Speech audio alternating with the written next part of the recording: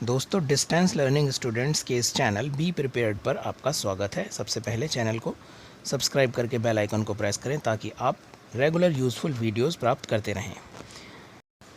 दोस्तों, आज की वीडियो में हम डिस्कस करेंगे NIOS क्लास 12th के सब्जेक्ट सोशियोलॉजी यानी समाजशास्त्र को। वीडियो में हम एग्ज़ाम्स में आने वाले सभी क्वेश्चंस को नोट्स की फॉर्म में एक्सप्लेन करेंगे। वीडियो हिंदी और इंग्लिश दोनों भाषाओं में है और रिटन और ओरल है, तो आप चाहें तो अपने नोट्स भी अपने मोबाइल की स्क्रीन को देखकर बना सकते हैं। तो आइए वीडियो शुरू करें। हमारा पहला क्वेश्चन है व्हाट इज़ सोशियोलॉजी यानी समाजशास्त्र क्या है। इसका आंसर लेते हैं। How do the people behave, why do they follow any religion, why do they have disputes, why do they make family. These are the important question to answer. Sociology is the science which gives answer to these questions. इसका उत्तर है कि एक व्यक्ति समाज में किस तरह व्यवहार करेगा, किस धर्म का पालन करेगा, व्यक्तियों के बीच आपस में किन बातों को लेकर झगड़ा होता है, व्यक्ति या समाज में रहने वाले लोग परिवार क्यों बनाते हैं। ये कुछ अहम प्रश्न हैं, कुछ इम्पॉर्टेंट क्वेश्चन हैं जिनका आंसर हमें समाजशास्त्र से मिलता है। तो कुल मिलाकर आंसर ये हुआ कि समाजशास्त्र वो विज्ञान है जो हमें इन सवालों के यानी इन प्रश्नों के उत्तर देने में हमारी मदद करता है। अगला क्वेश्चन है what is the significance of sociology यानी समाजशास्त्र का महत्व क्या है। Sociology helps to bring improvement in the society. It helps to increase tolerance in human beings and also help to bring social control in the society. समाजशास्त्र के महत्व की बात कर लेते हैं। तो समाजशास्त्र का ये पहला महत्व है कि वो समाज में रहने वाले लोगों के जीवन स्तर में इम्प्रूवमेंट लाता है यानी सुधार लाता है। समाजशास्त्र इंसानों के अंदर सहनशीलता की भावना को बढ़ावा देता है और समाजशास्त्र के द्वारा हमारे समाज में नियंत्रण आता है, जिसे हम सामाजिक नियंत्रण के नाम से जानते हैं। In English we can say this social control. हमारा थर्ड क्वेश्चन है how has sociology been developed in India. समाजशास्त्र का विकास इंडिया में कैसे हुआ। In the British rule the Britishers felt that if they want to rule easily on Indians then it is very important to know the lifestyle and culture of them, and was the time of bringing of sociology in India or beginning of sociology in India. अंग्रेज़ों के ज़माने से यानी जिस समय हमारे देश पर ब्रिटिशर्स या अंग्रेज़ी हुकूमत थी, उस समय अंग्रेज़ों में हुकूमत करने वालों ने यानी रूल करने वालों ने ये सोचा कि अगर इंडिया में रहने वाले लोगों पर यानी इंडियंस पर आसानी से रूल करना है, उनको ग़ुलाम बनाना है, तो बहुत ज़रूरी है ये जानना कि वो किस तरह का जीवन जीते हैं, किन रीति रिवाजों का पालन करते हैं और उनकी परंपराएं क्या हैं। यही वो समय था जब भारत में समाजशास्त्र की शुरुआत हुई। अगला क्वेश्चन है what is the relationship between sociology and political science. राजनीतिक विज्ञान और समाजशास्त्र के बीच क्या संबंध है। इसका आंसर ले लेते हैं। Political science is the science of politics. It gives the information about the political aspect of the country. Sociology deals in every society of the country and helps political scientists to bring social control in the society.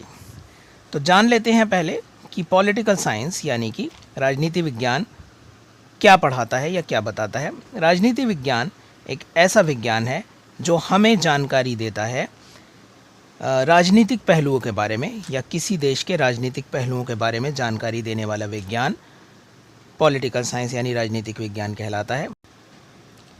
जबकि समाजशास्त्र की पहुंच देश के सभी समाजों तक है, यहाँ तक कि समाजशास्त्र पॉलिटिकल साइंटिस्ट यानी राजनीतिक वैज्ञानिकों को भी इस बारे में मदद करता है कि वो समाज में सोशल कंट्रोल, सामाजिक नियंत्रण कैसे लाएं और समाज के ज़रिए राजनीति को समझ सकें। अगला क्वेश्चन है what is the relationship between sociology and economics. अर्थशास्त्र और समाजशास्त्र के बीच क्या संबंध है। Economic tells about from where does the human earn on which he spend. Sociology help to understand the need of human in the society in this sense sociology and economies are related. तो समाजशास्त्र और अर्थशास्त्र का संबंध जानने के लिए हम ये जान लें कि इकोनॉमिक्स यानी अर्थशास्त्र क्या करता है।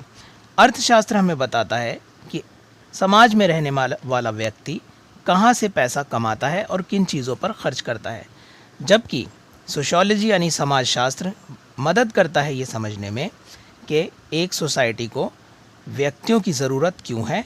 इस नज़र से दोनों ही ज्ञान आपस में संबंधित हैं। अगला क्वेश्चन है, explain the various methods of research in sociology.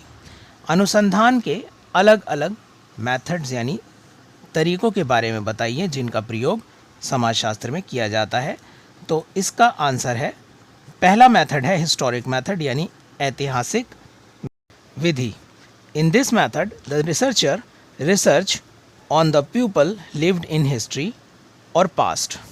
इस विधि के अंतर्गत रिसर्च करने वाला पास्ट यानी गुजरे हुए समय में किस तरह के लोग रहे, किस तरह का उन्होंने जीवन जिया, इस बात की रिसर्च करता है। दूसरा मेथड है comparison method. The researcher compare the life style of different communities. इस मेथड यानी विधि में रिसर्च करने वाला अलग अलग समाजों में या अलग अलग समुदायों में रहने वाले लोगों के जीवन की तुलना एक दूसरे से करता है। तीसरा मेथड है मॉडर्न मेथड यानी आधुनिक विधि। The researcher collect the data of specific area and study. इस विधि के अंतर्गत रिसर्च करने वाला अलग अलग स्थानों पर रहने वाले लोगों के बारे में डाटा यानी आंकड़े इकट्ठे करता है और फिर उसको स्टडी करता है यानी उनका अध्ययन करता है। अब हम आ गए हैं अपने अगले प्रश्न पर, जो है व्हाट आर नॉर्म्स यानी प्रतिमान क्या होते हैं। आंसर ले लेते हैं। Norms are those rules which we have to follow in society. For example, younger have to respect elders in society. We should give importance to our life. प्रतिमान क्या है, इसका अर्थ ये है कि एक समाज में रहते हुए हमें कुछ रूल्स का यानी कुछ नियमों का पालन करना होता है। जैसे छोटे जो हैं परिवार के बड़े सदस्यों की इज्जत करेंगे और हम अपनी लाइफ यानी अपने जीवन को अहमियत देंगे। ये नॉर्म्स यानी प्रतिमान कहलाते हैं। अगला क्वेश्चन है, What is the significance of norms? प्रतिमानों की अहमियत यानी उसका महत्व क्या है। Norms determines our behavior in the society. How do we have to behave to other in the society? How do we have to spend our life? We know from the norms. इसका उत्तर ये है कि हमारे प्रतिमान ये तय करते हैं कि हम समाज में किस प्रकार का जीवन जिएंगे, दूसरों के साथ हमारा बिहेवियर यानी बर्ताव क्या होगा। ये सब बातें हम अपने प्रतिमानों से यानी नॉर्म से सीखते हैं। अगला क्वेश्चन है, what are values, what is its importance. मान्यताएं क्या हैं और इनका महत्व क्या है। Values tell us what is wrong and what is right. We also determine our likes and dislikes with the help of values.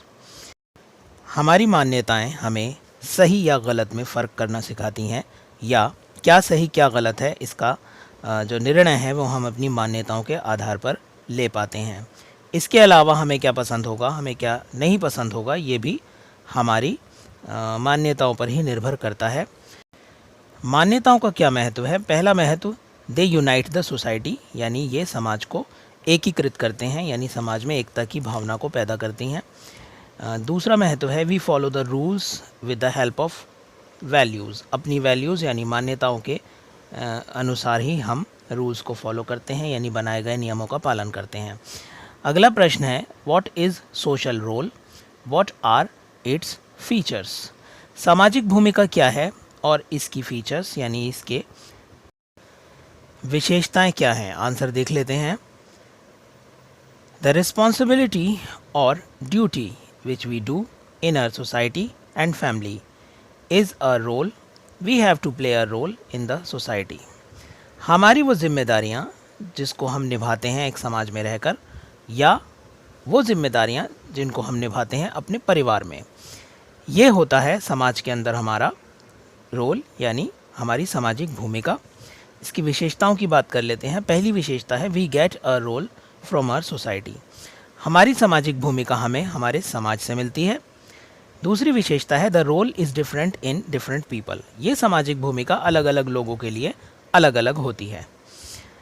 अगला प्रश्न है what is conflict, what are its merits and demerits. Conflict कहते हैं विरोधाभास या संघर्ष की एक स्थिति को।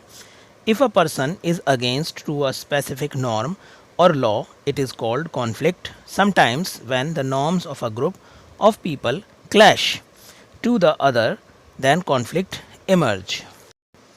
अगर कोई व्यक्ति समाज में बनाए गए किसी नियम या प्रतिमान के अगेंस्ट है, खिलाफ है, उसका विरोध कर रहा है, तो इसे कॉन्फ्लिक्ट कहा जाता है।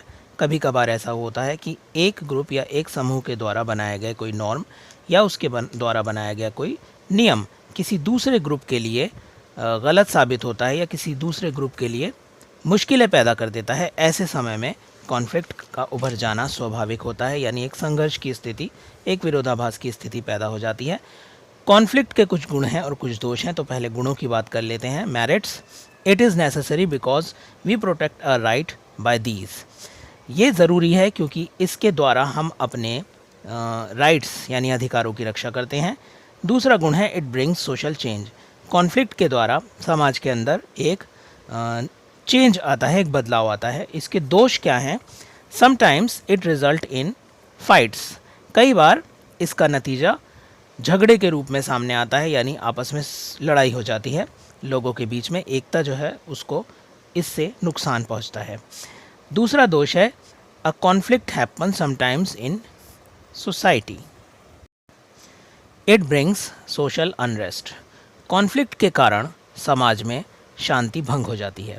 अगला क्वेश्चन है what is integration, what are its features. Integration क्या है और उसकी विशेषताएं क्या हैं? व्हेन पीपल और group of people come together it is called integration. People come together which help to achieve specific aim. समाज में रहने वाले लोग जब एक जगह इकट्ठा हों या समूह बनाएं तो इसे इंटीग्रेशन कहा जाता है। समाज में रहने वाले लोग एक दूसरे से जुड़ते हैं या समूह तब बनाते हैं जब उनका कोई एक मकसद होता है, कोई एक उद्देश्य होता है। इसकी विशेषताएं हैं it happens to achieve specific aim, the process of integration is not easy. इसकी विशेषता यह है कि लोग जब भी इंटीग्रेट होते हैं यानी समूह बनाते हैं, आपस में जुड़ते हैं, तो उसका कोई ना कोई मकसद ज़रूर होता है, उसका कोई ना कोई एम होता है, लक्ष्य होता है।